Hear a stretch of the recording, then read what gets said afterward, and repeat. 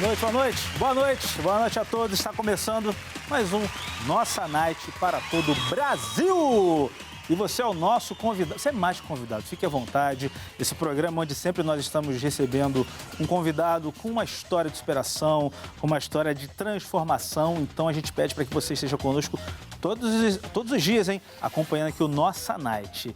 E sem mais delongas, eu já quero chamar o nosso convidado, que é pastor, pai de 2 filhos, escritor e palestrante, com uma trajetória inspiradora. Ao longo da sua jornada, ele tem visitado escolas e empresas compartilhando as suas experiências e ensinamentos sobre a paternidade e o valor da família. Autor do livro Pai de Aluguel, ele traz reflexões poderosas sobre a importância dos laços familiares. Vamos receber com muito carinho pastor Rafael Lessa, seja muito bem-vindo.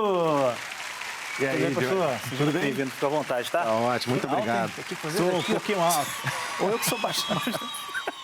Joguei muito basquete. Que maneiro, puxa. Eu gostaria, só que eu já tentei, só que não funcionou muito, não. Acho que na hora de... quando chegava lá no garrafão, perto da cesta, não funcionava muito. Entendi, era um pouquinho distante, né? Demais.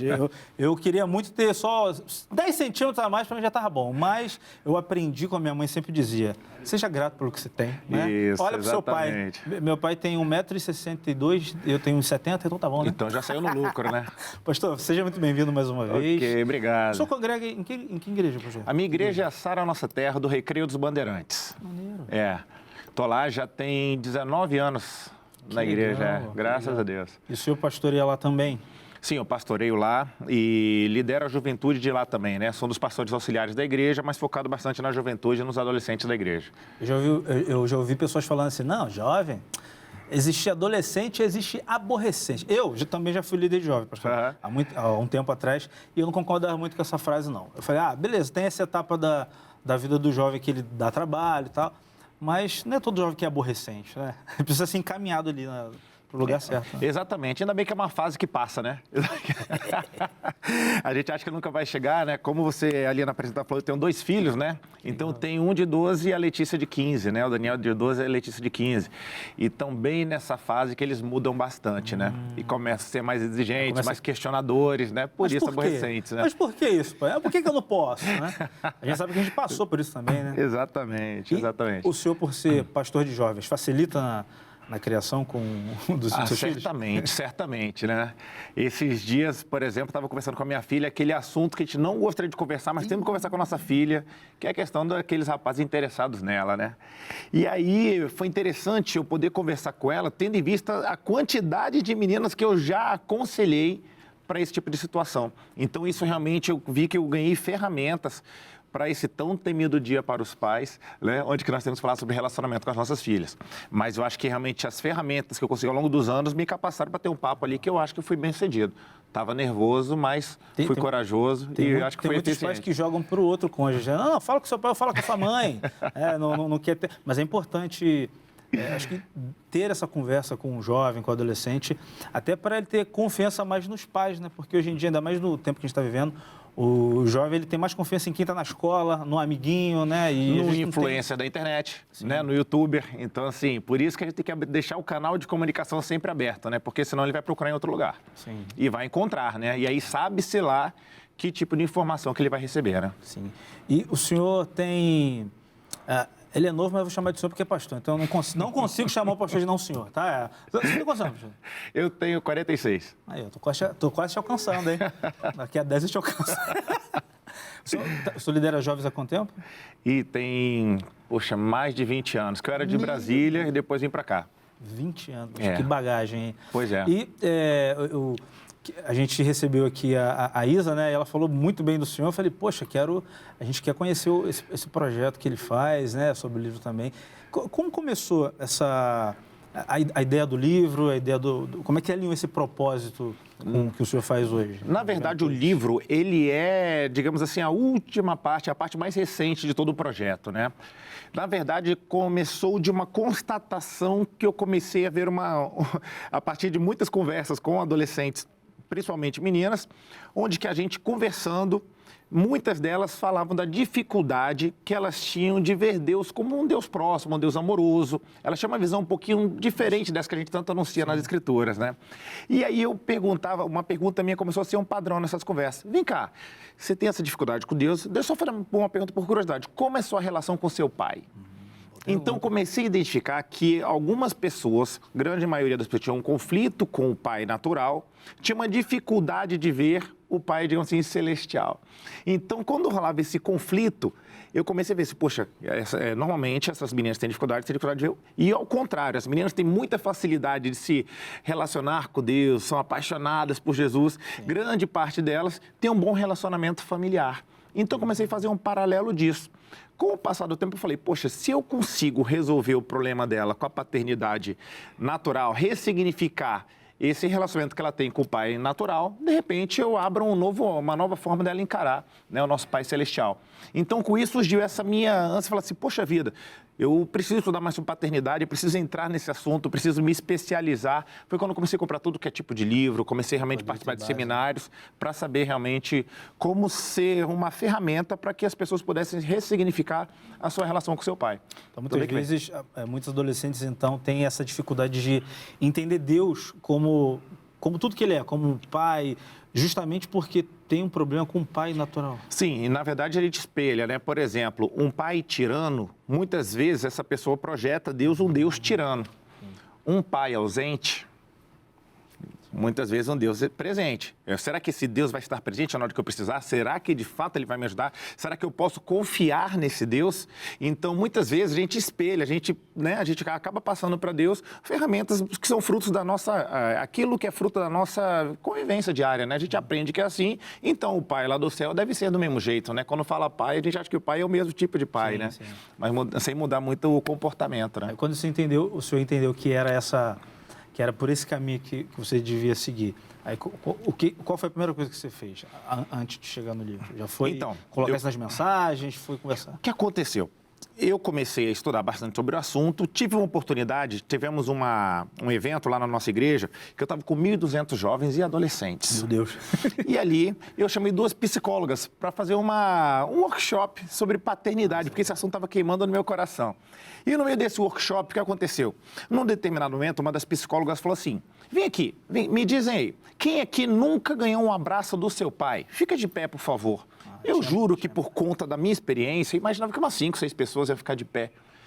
Mas quando ali eu vi que 20% do auditório ficou em pé, eu fiquei chocado com aquilo. E aí ela continuou, vem cá, e quem nunca ouviu um eu te amo do seu pai, também fica de pé. Mais pessoas ficaram de pé. Naquele momento, e ela falou naquele momento assim, Rafael, olha aquilo ali, tá vendo aquilo ali? Cara, parece que naquela hora veio como se fosse uma missão viesse dentro de mim, porque eu falei assim, cara, eu posso resolver isso. Eu vou chegar neles e falar que eu amo, eu vou abraçar essas pessoas, eu vou dizer o quanto que elas são especiais, eu vou falar tudo aquilo que elas precisavam ter ouvido. É uma coisa fácil de se resolver. Eu não sou o pai dela, mas de repente eu posso tentar nutrir, né, esse tipo de sentimento dentro delas e realmente, de alguma forma, minimizar esse estrago feito pelos pais, né? Então foi quando aí a gente começou a abrir outro leque e comecei a ver, cara, é muito comum pessoas que têm ausência paterna. Essa é uma dor complicada. Por exemplo, o IBGE, as estimativas do último censo mostram que 27% das famílias não têm um pai participando do dia a dia da família. Mesmo então, quase um pai que tá... Não, são criados apenas pelas mães. Só com a mãe. Só com a mãe. 27%, ou seja, quase 1/3 das famílias brasileiras não tem um pai ali funcionando nessa função. E a gente sabe, né, quando a gente estuda, o quanto isso é danoso para a formação de uma criança, né? E, naturalmente, dos adolescentes que nós teremos aí na frente. E é complicado porque eu já conversei também na época com muitos jovens que, às vezes, tinha só a presença da mãe em casa e a mãe fazia tudo que estava ao alcance dela, né? Era o pai, era a mãe, mas lá no fundo sentia que faltava alguma coisa, Sim. né? E você percebe isso na pessoa ou na juventude, né? Quando o senhor também, além das palestras que o senhor faz lá na sua igreja, o senhor também vai em escolas hoje, sim, vai em outros lugares? Sim, eu vou nas escolas, mas antes disso, deixa eu só falar de um evento, porque esse evento aqui, ele foi muito transformador, né? Porque eu estava uma vez, eu fui deixar meus 2 filhos na escola, E eu já estava com esse assunto paternidade na minha cabeça, no meu coração, realmente queimando dentro de mim. E aí, eu fui num posto de gasolina ali na Barra da Tijuca, aqui no Rio de Janeiro. Eu parei meu carro para comprar de repente, um Gatorade, uma bebida, um isotônico ali. Quando eu cheguei, eu vi um grupo de estudantes, né? Eles estavam conversando entre si e tinha um casal que estava se beijando.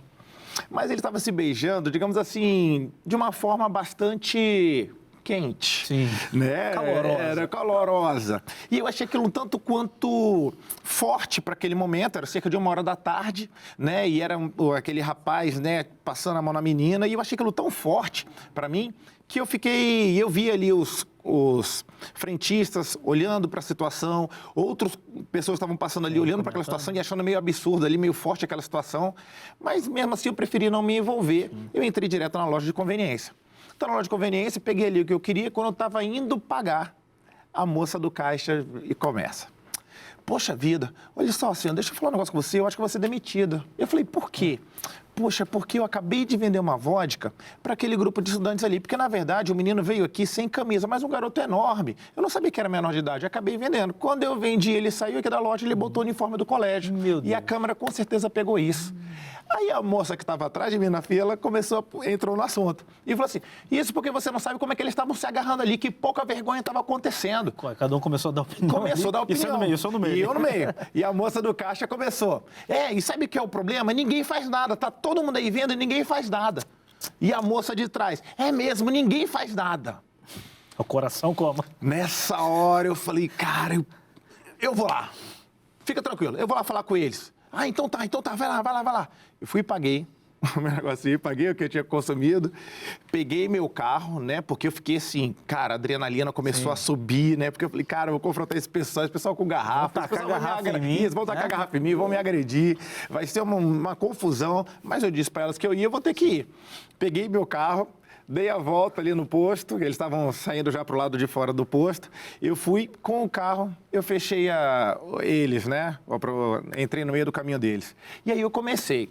Eu vi a menina, e eu falei assim, menina, vem cá você. Ela, você, vem cá. E comecei a conversar com ela, cara. Ela veio para frente, eu falei, posso falar um negócio para você? Ela, pode. Cara, você é uma princesa. Você é uma menina muito especial. Sabe, posso falar um negócio pra você? Cara, aquele rapaz que estava ali contigo, não sei se é seu namorado, mas, poxa, ele estava te desrespeitando. Ele passou dos limites da forma como ele... Não, demais. Ele passou dos limites ali, como que ele estava, sabe, tocando em você. Sabe, você é uma menina especial, por exemplo. As pessoas estavam passando ali, estavam olhando para você. E isso desmerece você. Na verdade, o papel daquele cara tinha que ser proteger você. E eu achei que naquela hora ela ia falar assim, sai fora, cara, você não sabe de nada, quem é você? Meu corpo, minhas regras. Que ela fosse falar qualquer coisa assim. Muita coisa, né? Mas naquele momento, ela simplesmente baixou a cabeça e ficou me ouvindo assim. Nessa hora que eu vi que ela me deu abertura, eu chamei o cara. Falei, irmão, vem cá, chega aqui. Ô, campeão, cara, o que você está fazendo com essa menina, cara? Você está ficando maluco? Pô, na frente de todo mundo, meu irmão. Poxa vida, essa menina é uma menina especial, cara. Essa namorada você tem que protegê-la, não expô-la diante de um monte de gente aqui, principalmente gente que nem conhece ela. Pô, vou falar um negócio pra você, cara. Quer fazer uma sem vergonha? Cara, vai pro lugar mais íntimo. Poxa, isso aqui tá ferrado que você fez. E outra coisa, se eu fosse o pai dela, eu te pegava, meu irmão. Eu ia te pegar. Esse cara, em vez de brigar comigo, ele baixou a cabeça e ficou me olhando e me ouvindo. Nesse momento, o que aconteceu, Joey? Eu cheguei assim, e vocês aí, ó, todos vocês, os amigos. Sobrou pra todo mundo, aí, né? pessoal. Porque me deram atenção, né? Nessa hora eu consegui. Eu falei, cara, quer saber o seguinte? Vocês todos aí não são amigos, não. Porque naquele momento vocês tinham que ter parado essa situação. O que vocês estão deixando esse cara fazer? Aí começa, não, eu ia falar, o problema é esse. Todo mundo ia fazer alguma coisa, mas ninguém faz nada. Ninguém faz nada. Quer saber de uma coisa? Vocês não vão ficar mais aqui, não. Vai todo mundo voltar para a escola. Bora, todo mundo voltando para a escola, todo mundo. Nessa hora eles pegaram, deixaram lá a garrafinha deles lá, voltaram em direção à escola. Naquele momento, eu saí com o meu carro, né? Logo depois disso, né? Falei, cara, vou sair aqui. fiquei meio constrangido, sei lá, situação muito forte, né? Eu saí da situação, peguei meu telefone e mandei no grupo do pessoal lá da igreja, né? E mandei no grupo e falei, gente, cara, vocês não acabam de saber, vocês não sabem o que aconteceu aqui agora. Aí eu contei toda essa história. Sim. Só que no final eu comecei a chorar, porque eu falei, cara, sabe qual é o problema? Porque se fosse a Letícia, será que alguém ia fazer uma coisa? A Letícia é minha filha. Sim. Se fosse com a Letícia, alguém ia fazer alguma coisa por ela? Será que alguém ia parar esse tipo de situação? Será que alguém ia se importar? Ninguém faz nada. Falei que ninguém faz nada. E eu fiquei com isso, que ninguém faz nada. Joey, logo depois andei mais um pouquinho com o carro. Eu acho que a adrenalina baixou, sabe? E aí eu comecei a chorar. E nessa hora começou a ter um sentimento dentro de mim assim, tipo uma vozinha, né, que a gente ouve, mas assim, Rafa, sabe por que essa menina deixou isso acontecer com ela? Porque ela provavelmente não deve ter tido um pai ou um padrão de pessoa que mostrasse para ela como que ela deveria ser tratada. De repente, ela via a mãe dela sendo tratada assim. De repente, ela vivenciou situações simplesmente como essa. De repente, ela não tinha um pai para protegê-la. Então, ela deixou aquele cara fazendo o que quisesse com ela. E ela deixou, como de repente, uma forma dela mostrar que estava sendo amada, sendo, né, desejada por alguém. Então, faltou esse tipo de padrão na vida dela. E eu estava morrendo de raiva do cara, né? Só que aí veio a mesma coisa, Joe. Sabe por que esse cara fez isso com ela? Porque, de repente, ele também não teve um pai. Alguém para orientar ali, De repente, faltou orientação, faltou um padrão para que ele pudesse ver, onde ele pudesse realmente rever o conceito, a forma como ele estava agindo com aquela menina. De repente, ele aprendeu nos vídeos, Sim. aprendeu na internet e aprendeu vendo aqueles filmes ali, de repente, pornográficos, achando que aquilo ali é a forma como se trata uma mulher. Às vezes então, um pai faltou que orientação. dá um mau exemplo em casa, né? Exatamente, o pai que dê mau exemplo, um irmão mais velho, seja lá quem for, né? Só sei que faltou uma figura, digamos assim, saudável, masculina na vida dele. Com isso veio isso. Cara, como é que eu posso tocar na vida de pessoas? Como é que eu posso Aí veio a ideia. Rafa, você precisa ir para a internet. Rafa, você podia criar um livro. Rafa, você precisa criar algum material para tentar, de alguma forma, suplantar esse tipo de ausência. Para que, de repente, seja alguém, digamos assim, coerente, alguém responsável, alguém isento, que pudesse chegar e falar assim, cara, eu sei a forma certa como você deve ser tratado, eu posso te ensinar, eu posso te mostrar um caminho. Então, daí que surgiu essa minha ideia, voltando à tua pergunta, das palestras em escolas. Eu, lembrando da minha época de escola, eu lembro, pastor, que a gente tinha... Eu contava no segundo... antes era primeiro ano do segundo grau, né? Hoje é ensino médio. A gente tinha um grupo de oração na escola. Todo dia lá do intervalo a gente ia lá, se reunia, tinha 15 minutos, 5 minutinhos para ler uma palavra, orar e voltar para a sala. Mas olha que negócio difícil, hein?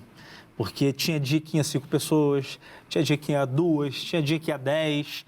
Aí o pessoal que estava em volta ali tinha a galera que zoava, que brincava, que não respeitava. Então, o ambiente de escola, a gente que já estudou sabe como é que é.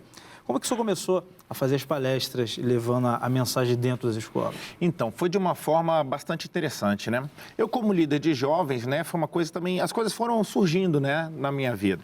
E aí, um dia, a gente evangelizando numa escola, o diretor da escola, aqui em Jacarepaguá, aqui também no Rio, falou o seguinte, ei, o que vocês estão fazendo aí? Ele falou, não, a gente está vindo aqui falar, né, de Deus, de ter uma reunião de jovens. Ele falou, cara, faz o seguinte, eu estou com alguns problemas de depressão aqui na minha escola.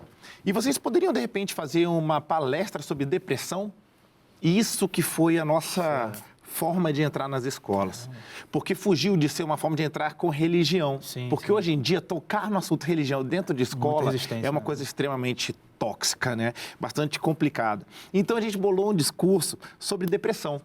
Então, nossa primeira escola, a gente foi isso. Peguei alguns jovens, né, lá da minha igreja, fui com eles. Eles fizeram teatro, outro entrou com música. E eu entrei com uma palestra, falando sobre, basicamente, 2 conceitos, especial e comum. Onde que eu faço um contraponto entre essas 2 palavras e eu falo quanto que família, no final das contas, é especial, quanto que é importante e o quanto que a gente não valoriza achando que é algo comum. E aí, nesse trabalho, na primeira escola que nós fomos, foi uma explosão, cara. No final dessa palestra, um monte de gente chorando, um monte de gente realmente mexida. E era uma escola que não era cristã. Uma escola realmente, digamos assim, neutra, né? Escola laica, né? E aí as pessoas lá chorando e eu falei, cara, a gente tem algo forte dentro da mão, nas nossas mãos. Vamos aprimorar, vamos ver o que a gente errou, mas vamos embora, né? E com isso eu levei um pessoal de foto. E essas fotos do pessoal chorando e os vídeos começaram a rodar o Rio de Janeiro. Então, algumas pessoas começaram, poxa, você poderia ir na minha escola, poderia ir na minha escola. Com isso, eu fiz um material, né, um textinho, peguei um Canva desse da vida, né? Sim, fiz uma apresentaçãozinha e comecei a mandar para as pessoas. Com isso, o pessoal das próprias escolas começou a chamar a gente. Que legal. Porque hoje em dia, né, na verdade, teve a pandemia e piorou muito. Eu comecei um pouco antes da pandemia. Então, em 2018, 2019, tinham tido aqui no Brasil alguns crimes dentro de escola. Aqui no Rio de Janeiro, Realengo, teve Suzano em São Paulo. Então, já dá para ver que o clima dentro das escolas já não estava tão bom. E eles precisavam de algum tipo de apoio. E eu surgi como um apoio para essas pessoas, porque o professor não foi treinado para isso, o pessoal da coordenação pedagógica não foi treinado para isso, então eles precisavam de ajuda. Quando alguém chegava dizendo que tinha algo contra a depressão, contra pânico, contra crise de ansiedade, contra automutilação, esses problemas, eles já abriam a porta. E com isso também eu tive que aprender, né, eu fui errando no começo, né, porque às vezes eu ainda colocava uma música evangélica, levante as suas mãos, dá vontade. Colocava uma raridadezinha, só que aí eu via a resistência principalmente dos professores. Não pode fazer isso, cara. Poxa, foi legal, mas tira essa música. Então, nós começamos a fazer realmente toda uma linha de palestras sem tocar em nada cristão. Nós íamos basicamente para resolver esse problema. E ali, começou também com base na nossa experiência, né? Eu pegava uma dessas pessoas e eu comecei a fazer a mesma pergunta que a psicóloga fez lá atrás. Eu fazia assim, quem é que nunca ouviu um Eu Te Amo do seu pai? Aí levantava a mão. Quem é que nunca recebeu um abraço do seu pai? Aí as pessoas levantavam a mão.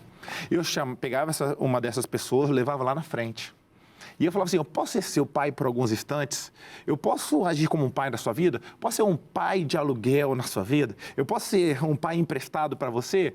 Pode. E aí, cara, eu olhava no olho daquela menina ou daquele rapaz e dizia, olha, eu quero falar para você que você é importante, que você é especial.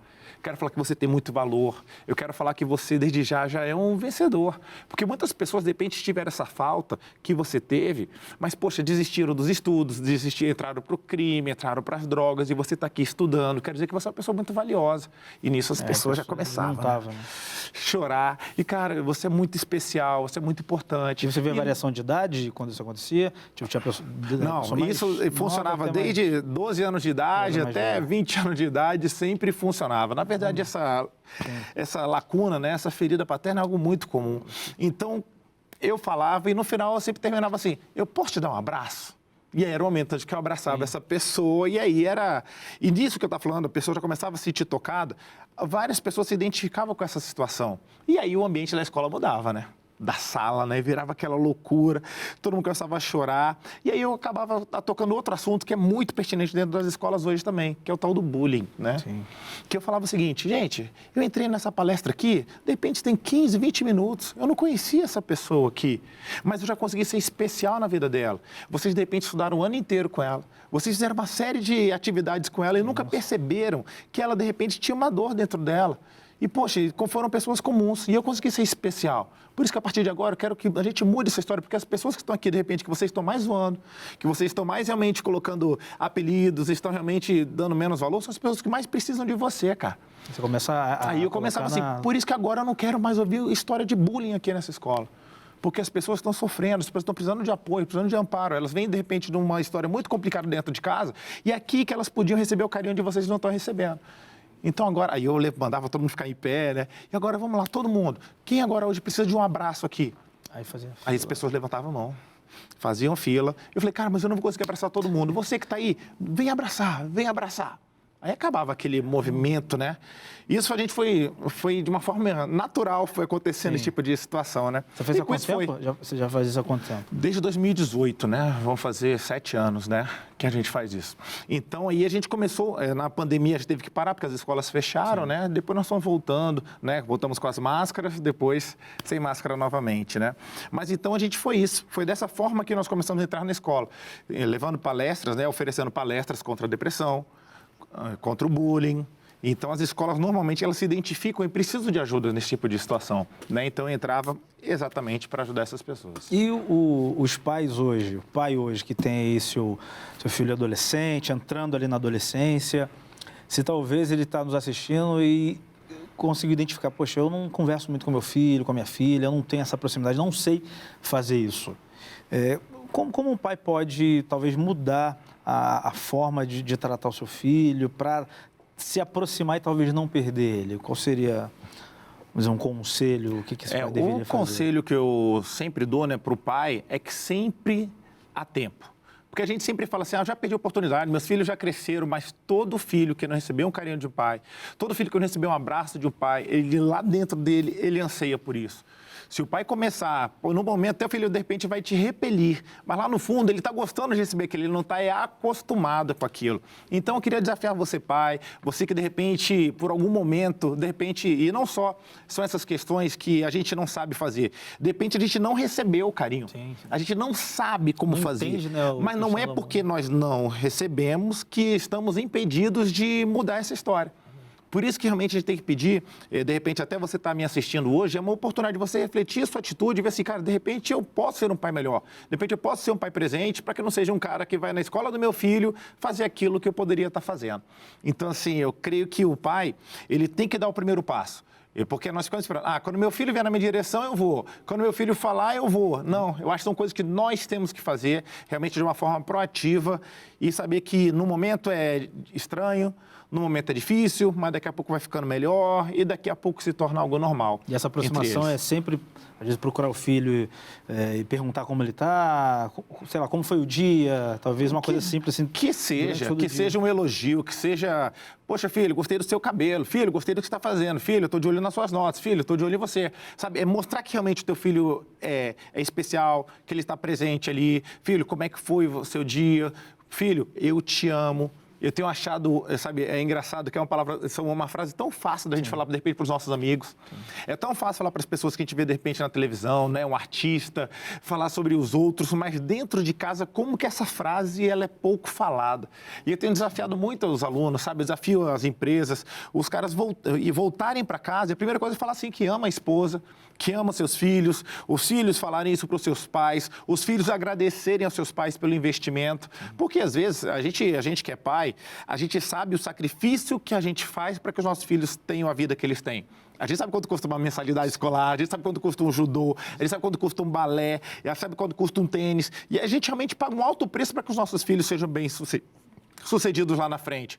Então, os filhos muitas vezes não valorizam esse esforço dos pais, porque tem pai que está fazendo hora extra, tem pai que está tendo que trabalhar no final de semana. O pai tem que explicar o que ele está fazendo para ele poder entender também. Isso, e o filho muitas vezes vê aquilo acontecendo, mas nunca tornou isso verbal, de falar o seguinte, pai, obrigado.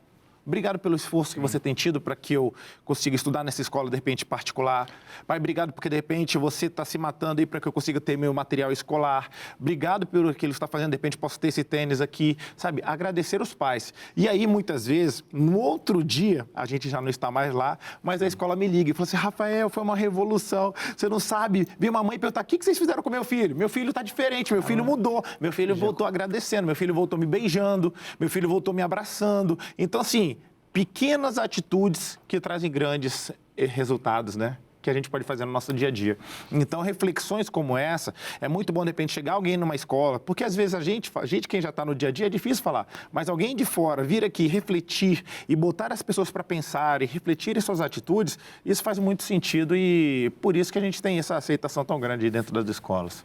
Então, na sua opinião também, os pais, eles são importantes já para criar esse relacionamento com o filho e para criar esse caráter dentro do filho, dentro na família. Como é que os pais eles podem fazer isso desde criança, começando talvez nessa primeira idade já ter esse relacionamento, essa aproximação?